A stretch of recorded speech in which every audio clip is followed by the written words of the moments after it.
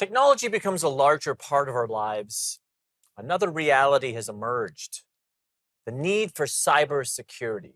Today's guest, Kevin Kane, will provide insight into which threats we should look out for and what we can do about it. Kevin, welcome to Open Source.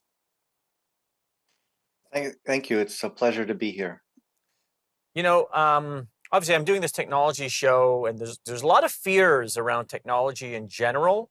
And I imagine that no one else is experiencing as many of these fears as you, because it's actually your job. I want to break it down, and we'll see. We'll have different segments. There's crypto, there's AI, there's different things I want to talk about. Let's start with crypto, because I feel like crypto gets a lot of bad press, because there's been a very high profile fraudsters and hacks and cons. Do you think that crypto is pretty much the same, or are there more security threats in crypto? There's probably more temptation to exploit security in crypto because many governments may be unsympathetic to people taking advantage of unregulated activities that are frowned upon. So it depends, I think, on where they're at in the ecosystem in crypto.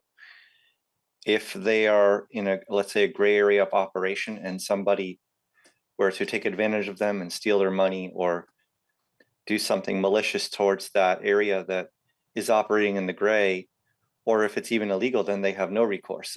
So right. I think that's sort of the danger of that area. And essentially it's money, right? Crypto's money. That's I think how way a lot of people see it. They can make a lot of money in crypto. So do you think that attracts more criminals, essentially?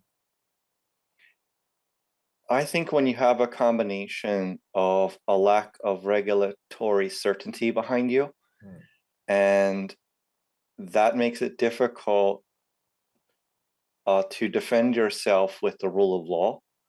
And that's very attractive to criminals, to target people who don't have a very clear rule of law behind them.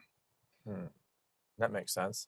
So, and you have a cybersecurity firm, right? Is that what you guys do? You focus on that? Yes, we focus on network security and cryptography. Okay, so this is really your lane then. So what kind of threats should people be looking out for in crypto?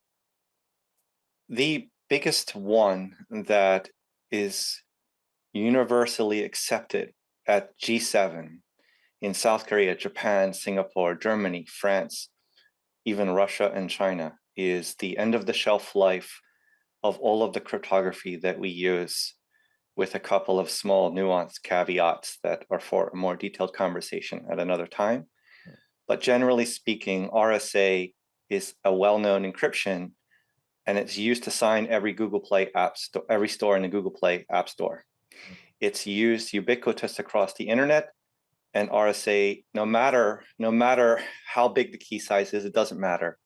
It's at the end of the shelf life. There is no salvaging it, no matter what we do. And the problem is it's intrinsic to how the internet works. So the world is working on a plan to transition away from RSA. Can you explain RSA? Yeah, it's very simple. So you look at multiplication with a calculator. You can do really awesome large number multiplications with a small calculator with very poor compute power, not gigs of RAM or anything like that. And you can do really large numbers.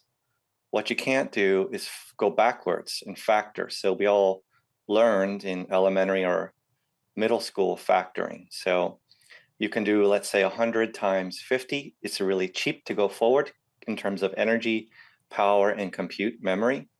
It's very hard to go backwards because you have more possibilities going backwards.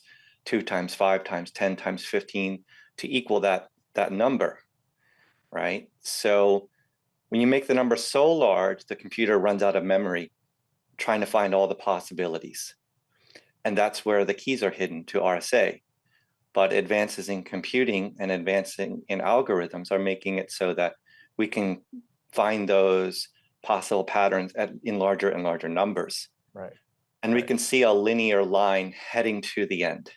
You know what? Let's go to break, but I can't wait for the quantum section because obviously what you're talking about is going to be very relevant to quantum computers. I got Kevin Kane here on open source.